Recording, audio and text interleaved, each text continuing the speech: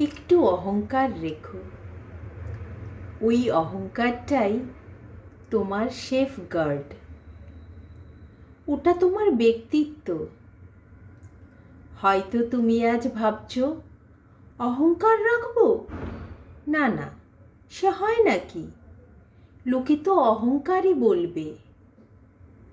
সস্তা হয়ে গুরুত্ব হারানোর চেয়ে একটু অহংকার নিয়ে থাকা কি ভালো নয়?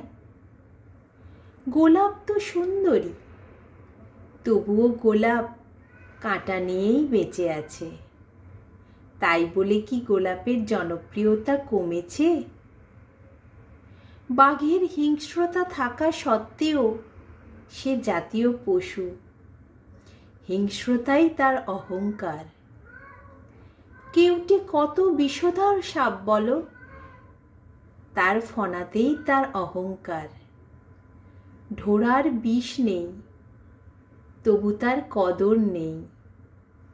যতটা সহজভাবে নিজেকে অন্যের কাছে এগিয়ে দিয়ে মহৎ করতে চাইবে, জানবে তুমি সস্তাই হবে। একটু অন্তত অহংকার থাক। ওই অহংকারটাই তোমাকে আলাদা একটা সৌন্দর্য দেবে।